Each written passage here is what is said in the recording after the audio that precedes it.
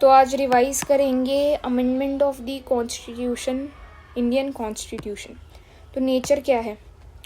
तो जो Indian constitution है वो ना ही रिजिड है ना ही फ्लेक्सिबल है, like rigid like a USA and flexible like a UK, दोनों नहीं है। The Indian constitution is blend of both.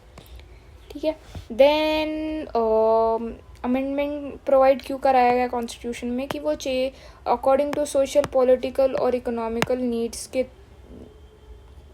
जो नीड्स है उसके हिसाब से चेंज होता रहे वक्त के साथ, नए वक्त के साथ नई चीज़ें भी चाहिए होती है वैसे ही।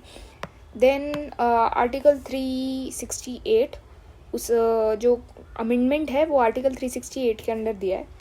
पार्ट 20 है, पावर किसको दी है? पार्लियामेंट के पास दी गई है, और वो एडिशन कर सकती है, वेरिएशन कर सकती है और रिपेल कर सकती है। और parliament exercise constitutional power, not a ordinary legislative power. Constitutional power है अमेंडमेंट करने की, ना ही लेजिस्लेटिव पावर है। अब लिमिटेशन क्या है कि जो पार्लियामेंट है वो बेसिक स्ट्रक्चर को हाथ नहीं लगा सकती। जो केशवानंदा भारती केस में बेसिक स्ट्रक्चर डॉक्ट्रिन दिया था, उस डॉक्ट्रिन के हिसाब से बेसिक स्ट्रक्चर को छोड़ के हर चीज़ अमेंड की जा सकती है। अब प्रोसेस क्या है? प्रोसेस ये है कि शुरू कहाँ से होगा? शुरू होगा only in parliament. State legislative assembly में नहीं हो सकता। इंट्रोड्यूस कहाँ होगी? कोई से भी both house of parliament, either of the house, Lok Sabha Rajya Sabha दोनों में हो सकता है। देन कौन इंट्रोड्यूस कर सकता है? मिनिस्टर कर सकते हैं और प्राइवेट मेंबर भी कर सकते हैं। अब इसके लिए प्रायर परमिशन की ज़रूरत नहीं है प्रेसिडेंट की, very important. Prior permission president की नहीं चाहिए होती है इसके लिए। देन पास कैसे होता है? ये सेपरेटली दोनों हाउस से अलग अलग पास होता है। स्पेशल मेजॉरिटी चाहिए होती है पास करने के लिए, total membership of the house और 2/3 member of present and voting. तो ये जो मेजॉरिटी है, स्पेशल मेजॉरिटी, उसके थ्रू पास की जाती है। और जॉइंट सिटिंग का कोई प्रोविज़न नहीं है यहाँ। ठीक है, जॉइंट सिटिंग का प्रोविज़न अमेंडमेंट के लिए नहीं दिया गया है। इसको दोनों हाउस से सेपरेटली पास होके ही आना पड़ेगा। अगर कोई बिल है जो कि फेडरल प्रोविजन, मतलब फेडरल फीचर्स को अफेक्ट कर रही है, तो जो पार्लियामेंट है उनको at least half of the state legislature की परमिशन उनकी तरफ से रेक्टिफाई होके आना चाहिए, और वो रेक्टिफिकेशन होगा विद सिंपल मेजॉरिटी। ठीक है, नो टाइम लिमिट नहीं है, और no action by the remaining state in is irrelevant. Okay. Then president की असेंट के लिए क्या गया है कि दैट बिल जो है वो पार्लियामेंट से पास होकर के जब प्रेसिडेंट के पास जाएगी तो प्रेसिडेंट को असेंट देना कंपलसरी है। ही कैन नॉट विथहोल्ड और रिटर्न बिल टू पार्लियामेंट। ठीक है। Then after assent bill become constitutional amendment act, and फिर वो अमेंडमेंट हो जाती है। ठीक है। अब देखो ये जो प्रेसिडेंट का था, एक minute, let me check first. वो किया गया था in 24 amendment act. 24 amendment act 1971 में ये कंपलसरी किया गया था कि कॉन्स्टिट्यूशनल अमेंडमेंट एक्ट को कंपलसरी असेंट देना होगा प्रेसिडेंट को। तो वो कौन सा अमेंडमेंट था? 24 अमेंडमेंट एक्ट। कितने टाइप्स ऑफ अमेंडमेंट होते हैं? तो 368 में 2 टाइप के किए गए, और उसके 3 मोड्स हैं कि 3 अलग अलग मेजॉरिटी से अमेंडमेंट पास होती है। एक है सिंपल मेजॉरिटी, ठीक है, दूसरी है स्पेशल मेजॉरिटी ऑफ पार्लियामेंट, और तीसरी है special majority of parliament and rectification of state. ठीक है। तो amendment by a simple majority जो है वो आर्टिकल 368 में नहीं है। सिर्फ ये जो बी एंड सी वाले हैं ना, वही 368 में इंक्लूड है, बाकी जो सिंपल मेजॉरिटी वाला है वो इंक्लूड नहीं है। अमेंडमेंट बाय सिंपल मेजॉरिटी, तो सेम प्रोसीजर ऑर्डिनरी लेजिस्लेशन का जैसे होता है वैसे सिंपल मेजॉरिटी के थ्रू अमेंडमेंट किया जा सकता है। ठीक है। Provision amended by the simple majority. अब कौन कौन सी ऐसे अमेंडमेंट है जो कि सिंपल मेजॉरिटी से किए जाते हैं? ओके। तो पहला है कि एडमिशन या establishment, article 2 and 3, article 2 and 3 के अंडर जो भी चेंजेस आते हैं ना वो सिंपल मेजॉरिटी से होता है। फिर वही अल्टरेशन ऑफ स्टेट, जो इंटरनल एडजस्टमेंट करनी हो, एरिया, बाउंड्री और नेम को अगर चेंज करना हो स्टेट के, तो सिंपल मेजॉरिटी से किया जा सकता है। अबोल्यूशन और क्रिएशन ऑफ लेजिस्लेटिव काउंसिल, ठीक है, जो विधान परिषद जो है वो अबॉलिश करना है या क्रिएट करना है, तो वो भी सिंपल मेजॉरिटी से किया जाता है। देन जो सेकेंड शेड्यूल है जिसमें सारे मिनिस्टर्स के मतलब जो भी कॉन्स्टिट्यूशनल बॉडीज़ है, गवर्नर, प्रेसिडेंट हो गया, स्पीकर हो गया, उनकी सैलरीज और अलाउंसेस के बारे में दिया गया है, तो उसमें कुछ चेंज लाना हो तो भी सिंपल मेजॉरिटी से हो जाएगा। देन कोरम इन पार्लियामेंट, वो भी सिंपल मेजॉरिटी से होता है। फिर salary and allowances of member of parliament, ठीक है। Then rule of procedure of in parliament, तो उससे रिलेटेड कोई भी चेंज करना हो तो सिंपल में। Privilege related to parliament member और पार्लियामेंट्री कमिटी से रिलेटेड, उनके प्रिविलेजेस से रिलेटेड कोई चेंजेस लाने हो तब भी सिंपल मेजॉरिटी। पार्लियामेंट में कौन सी इंग्लिश लैंग्वेज का यूज़ करना है तब। नंबर ऑफ, ये क्या है, हाँ सॉरी, ये है कि जो अभी फ़िलहाल 33 है ना, 32+1, हाँ, तो सुप्रीम कोर्ट और मतलब सुप्रीम कोर्ट में कितने जजेस होंगे उसका नंबर भी चेंज करना हो तो भी वो किससे होगा, सिंपल मेजॉरिटी से हो जाएगा। Then additional jurisdiction on, supreme court की एडिशनल जुरिसडिक्शन में कुछ इंक्लूड करना हो तब भी सिंपल मेजॉरिटी से हो जाएगा। ऑफिशियल लैंग्वेज रिलेटेड कुछ करना हो तो हो जाएगा। सिटीजनशिप एक्विजिशन और टर्मिनेशन में कुछ इंक्लूड करना है, अमेंड करना है, तब भी simple majority. Election of a parliament and state legislature से रिलेटेड कुछ चेंज करना हो तब भी सिंपल मेजॉरिटी। डिलिमिटेशंस ऑफ कॉन्स्टिट्यूएंसी, फिर भी सिंपल मेजॉरिटी। यूनियन टेरिटरीज में भी सिंपल मेजॉरिटी। फिफ्थ शेड्यूल जो है schedule area and schedule tribe से related, other than Assam, Tripura, Meghalaya and Mizoram. और सिक्स शेड्यूल में भी वही कि जो असम, त्रिपुरा, मेघालय और मिज़ोरम, तो इनसे रिलेटेड कोई अमेंडमेंट करना हो तब भी सिंपल मेजॉरिटी लगेगी। अब स्पेशल मेजॉरिटी कहाँ लगेगी, जिसमें total membership of each house, vacancy ignore की जाती है और 2/3 of member present and voting. तो constitutionally required the third reading stage, parliamentary rules require special majority in all effective stages, ठीक है।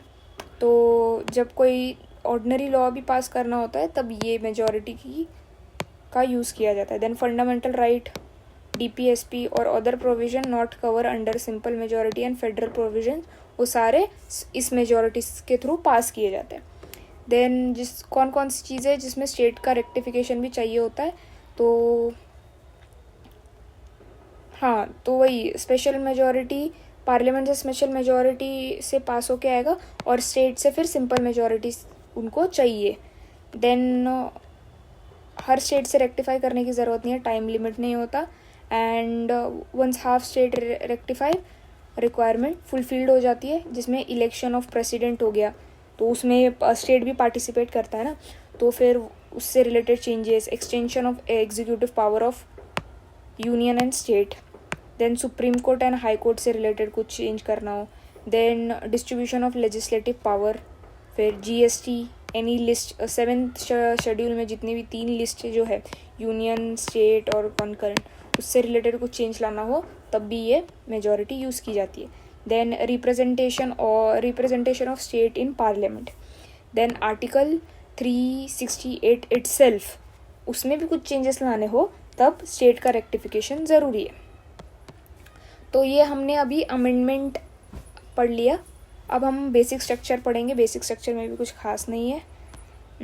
बेसिक स्ट्रक्चर में क्या था कि that central issue that can parliament amend fundamental right. Fundamental right under article 368 fundamental right में amendment ला सकता है? तो वो क्वेश्चन था with in 1 year of the constitution coming into the force. जो क्या बोलते हैं, मैं एक मिनट, मैं भूल गई क्या बोल रही हूँ मैं।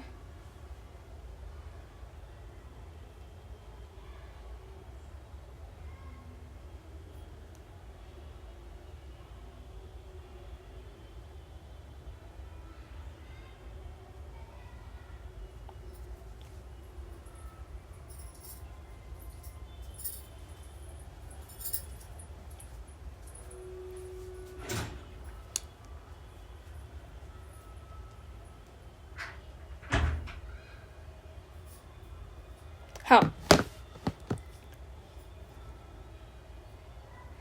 तो जो कॉन्स्टिट्यूशनल हमारा जो बन के तैयार हुआ था 26 नवंबर 1949,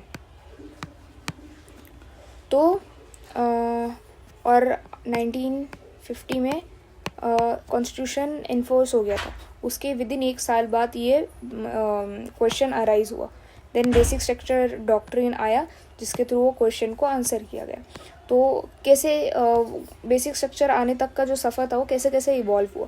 तो सबसे पहले शंकरी प्रसाद केस 1951 में, जैसे कि 1950 में कॉन्स्टिट्यूशन बन के इन्फोर्स हो गया, 1951 में ये इशू आया कि फर्स्ट कॉन्स्टिट्यूशनल अमेंडमेंट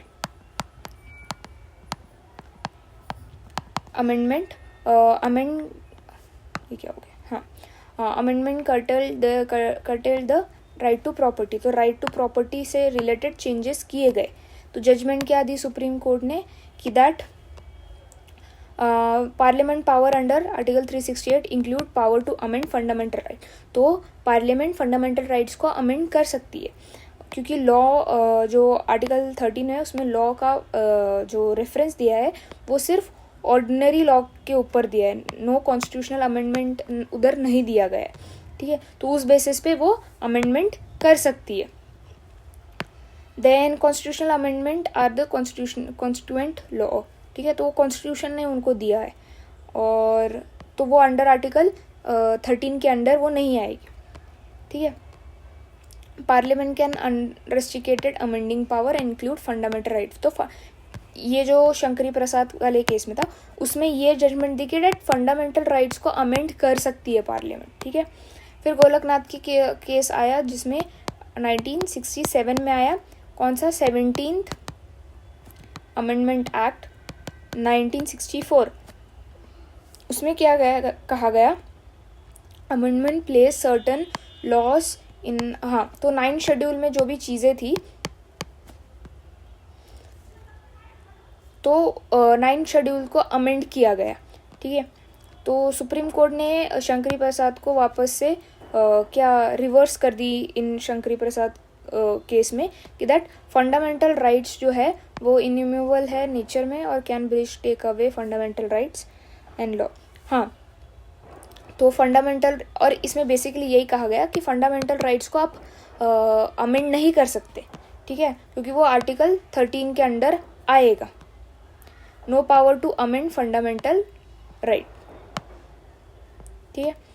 फिर 24th अमेंडमेंट एक्ट आया 1971 में, जिसमें अमेंडमेंट मेड, तो अमेंडमेंट किस में की गई, आर्टिकल 13 में अमेंडमेंट की और आर्टिकल 368 इटसेल्फ में अमेंडमेंट की। Parliament has power to abridge take away fundamental right. हाँ, तो इसमें 24 में ये कहा गया कि नहीं, फंडामेंटल राइट्स को अमेंड कर सकते, वापस से वही रिवर्स बात हो गई, ठीक है। तो फिर 1973 में सबसे मेजर केस आया Kesavananda Bharati case, most important constitutional judgement दी, और जो गोलकनाथ में जजमेंट दिया था उसको ओवर रूल किया, और 24th अमेंडमेंट एक्ट जो उसके थ्रू किया था कि दैट फंडामेंटल राइट्स को अमेंड कर सकते हैं, उसको रिजेक्ट करके नई जजमेंट दी गई कि दैट पार्लियामेंट अमेंड कर सकती है किसी भी पार्ट ऑफ द कॉन्स्टिट्यूशन को, बस वो बेसिक स्ट्रक्चर को हाथ नहीं लगा सकती, ठीक है।